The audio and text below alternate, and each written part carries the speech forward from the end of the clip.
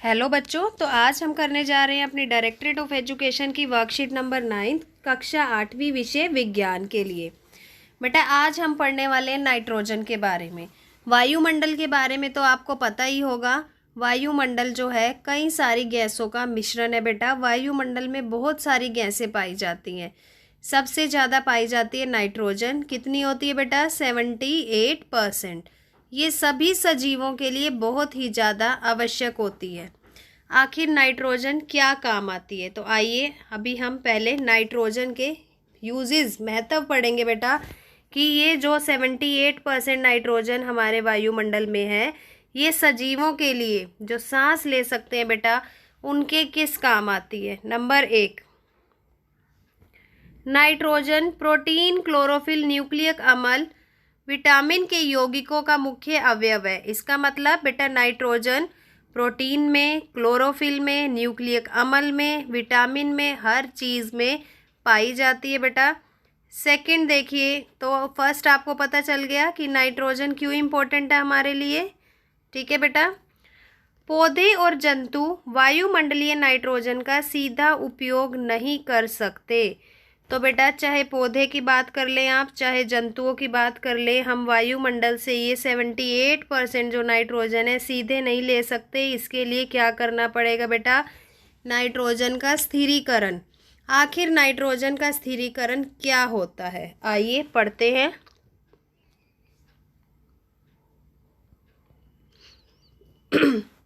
वायुमंडलीय नाइट्रोजन का नाइट्रोजन के यौगिकों में बदलना, जिन्हें पौधे आसानी से अवशोषित करें, नाइट्रोजन का स्थिरीकरण कहते हैं। बेटा हमारे पास तो नोज है, नाक है ना, जिससे हम वायु को अंदर ले जाते हैं, लेकिन पौधों के पास तो नाक होती नहीं। तो पौधे वायुमंडल में जो ये 78% नाइट्रोजन है, इसे कैसे लेंगे? तो बेटा नाइट्रोजन का स्थिरीकरण करेंगे। वो स्थिरीकरण मतलब कि वो इस नाइट्रोजन को क्या करेंगे? यौगिक में बदलेंगे। और नाइट्रोजन जब गैस से यौगिक रूप में बदल जाती है बेटा, तो उसे बोलते हैं नाइट्रोजन का स्थिरीकरण। और बेटा ये यौगिक जैसे ही मिट्टी में घुलेंगे, पौधे अपनी जड़ों की सहायता से इसे आसानी से ले सकते हैं। लेकिन क्वेश्चन अब ये आता है कि आखिर इन्हें यौगिकों में बदलेगा कौन? नाइट्रोजन का स्थिरीकरण करेगा कौन? तो बेटा नाइट्रोजन का स्थिरीकरण करने के कई सारे तरीके हैं। फर्स्ट, फलीदार पौधे। बेटा जितने भी फलीदार पौधे होते हैं, सेम है, मटर है, उनकी जड़ों में छोटी छोटी ग्रंथियां होती हैं बेटा, गांठ की तरह ग्रंथियां होती हैं। तो इन ग्रंथियों के अंदर एक जीवाणु पाया जाता है बेटा, राइजोबियम। क्या होता है वो? राइजोबियम। आपको साइड में राइट हैंड साइड पे चित्र दिख रहा है बेटा। इस चित्र में आप देखिए, जड़ के ऊपर ग्रंथियां दिखाई हुई हैं आपको। ये जो ग्रंथियां होती है बेटा, इनके अंदर कौन सा बैक्टीरिया मिलता है? राइजोबियम। ये बैक्टीरिया का भी चित्र दिख रहा है आपको। तो बेटा ये राइजोबियम जो बैक्टीरिया होता है, इसको रहने के लिए स्थान चाहिए होता है। और जो पौधे हैं उनको क्या चाहिए? नाइट्रोजन। तो पौधे जो हैं वो राइजोबियम के साथ क्या कर लेते हैं? मित्रता कर लेते हैं बेटा। और ऐसी मित्रता जिसमें दोनों का ही फायदा हो रहा है। राइजोबियम को वो अपनी गांठ जैसी ग्रंथियों में, जो जड़ में खाली स्थान है, वहाँ रहने के लिए दे देते हैं जगह। और बदले में नाइट्रोजन क्या करता है बेटा?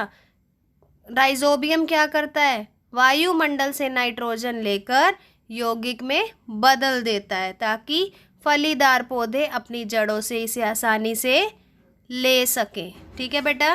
पहला, नाइट्रोजन का स्थिरीकरण कौन कर रहा है? राइजोबियम। दूसरा बेटा, बिजली के कड़कने से भी नाइट्रोजन यौगिक में बदल जाती है। तो दो तरीके हैं बेटा नाइट्रोजन के स्थिरीकरण के। एक है राइजोबियम जीवाणु द्वारा, दूसरा है बिजली के कड़कने से। ठीक है। आइए नाइट्रोजन चक्र के बारे में पढ़ते हैं। अब आपके राइट हैंड साइड पे बेटा एक नाइट्रोजन चक्र दिया हुआ है। ये आपकी एनसीईआरटी की बुक में भी है कि आखिर नाइट्रोजन वायुमंडल से कैसे आती है और कैसे वापस वायुमंडल में उपयोग होने के बाद चली जाती है। तो देखते हैं बेटा। पहले देखिए आप चक्र के अंदर वायुमंडल में नाइट्रोजन है, ये वायुमंडलीय नाइट्रोजन आ रही है बेटा। और वायुमंडलीय नाइट्रोजन जो है, अगर उसका स्थिरीकरण कर दिया, स्थिरीकरण का तरीका क्या था, तड़ित से, और दूसरा तरीका क्या है बेटा, राइजोबियम से, नील हरे शैवाल से। तो तड़ित भी अगर उसका स्थिरीकरण कर रही है और वायुमंडलीय नाइट्रोजन का जीवाणु से भी स्थिरीकरण हो जाएगा, तो बेटा उसको कौन ले लेगा, मिट्टी में आ चुकी है वो, अब मिट्टी से कौन ले लेगा, पौधे। पौधे जब नाइट्रोजन का यूज़ कर लेंगे बेटा, तो पौधे क्या बनाएंगे, भोजन। और उस भोजन को कौन खा रहा है बच्चे, हम खा रहे हैं, मनुष्य। यानी मनुष्य और जीव जंतुओं तक जाएगी वो। मनुष्य और जीव जंतु जब उस भोजन को खा लेंगे तो अपशिष्ट पदार्थ को अवशोषित कर देंगे।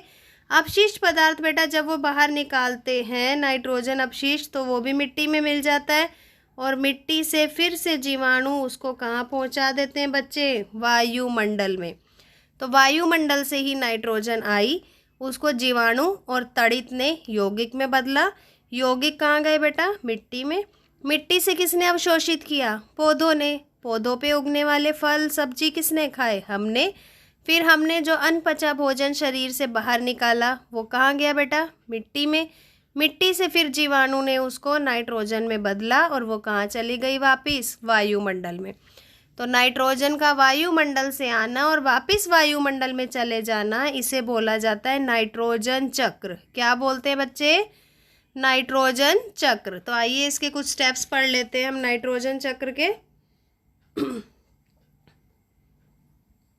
मिट्टी में उपस्थित जीवाणु या नील हरे शैवाल इसे यौगिक में बदल देते हैं और ये यौगिक मिट्टी में चले जाते हैं। पौधे की जड़ें इन्हें अन्य भागों पर ले जाती हैं और भोजन बनाती हैं। जो भी जंतु इन पौधों को खाएगा, नाइट्रोजन उसके शरीर में पहुंच गई।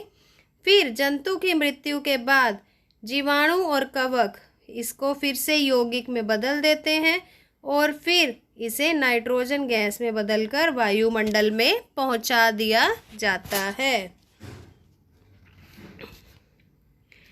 इसी तरह बेटा नाइट्रोजन का वायुमंडल से आना और वापस वायुमंडल में चले जाना, इससे हमारे वायुमंडल में नाइट्रोजन की मात्रा हमेशा स्थिर रहती है। कितने परसेंट बेटा, 78%। तो आइए इसका अभ्यास करें। सेम और मटर की जड़ों में कौन सा जीवाणु पाया जाता है, कौन सा पाया जाता है बच्चे, राइजोबियम। सेकंड क्वेश्चन देखेंगे, नाइट्रोजन का स्थिरीकरण किस किस विधि से होता है। तो बेटा नाइट्रोजन का स्थिरीकरण कैसे कैसे होता है, अभी हमने पढ़ा था इसके बारे में। नाइट्रोजन का स्थिरीकरण कैसे होगा बताइए, 2 तरीके बताए हैं मैंने। तो आपके सेकंड क्वेश्चन का आंसर रहेगा ये, राइजोबियम जीवाणु और बिजली के कड़कने से। तो आपको ये दोनों तरीके मेंशन करने हैं बेटा सेकंड क्वेश्चन के आंसर में, ठीक है। थर्ड देखिए, सभी प्राणियों के लिए नाइट्रोजन क्यों आवश्यक है। तो अभी हमने फर्स्ट लाइन है बेटा ये वर्कशीट की आपकी, थर्ड वाली, क्योंकि नाइट्रोजन हर चीज़ में बेटा पाई जाती है, इसीलिए ये सजीवों के लिए इम्पोर्टेंट है। तो ये आपका थर्ड आंसर रहेगा बच्चे, ठीक है। लास्ट क्वेश्चन देखते हैं अब हम, फोर्थ।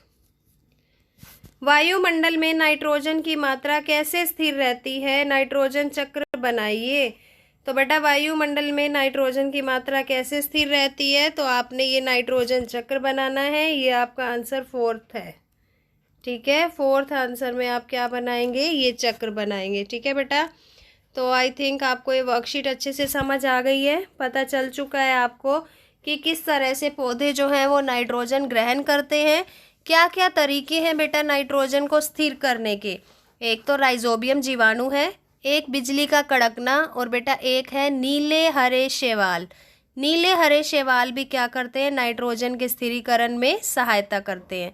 बेटा नाइट्रोजन इतना इम्पोर्टेंट क्यों है हमारे लिए, तो अगर सभी क्वेश्चन आपको अच्छे से क्लियर हो गए हैं तो बेटा हमारे चैनल लर्निंग लाइट को अपने फ्रेंड्स के साथ शेयर कीजिए, सब्सक्राइब कीजिए, बेल आइकन को प्रेस करना ना भूलें। थैंक यू बेटा, स्टे सेफ, स्टे हेल्दी।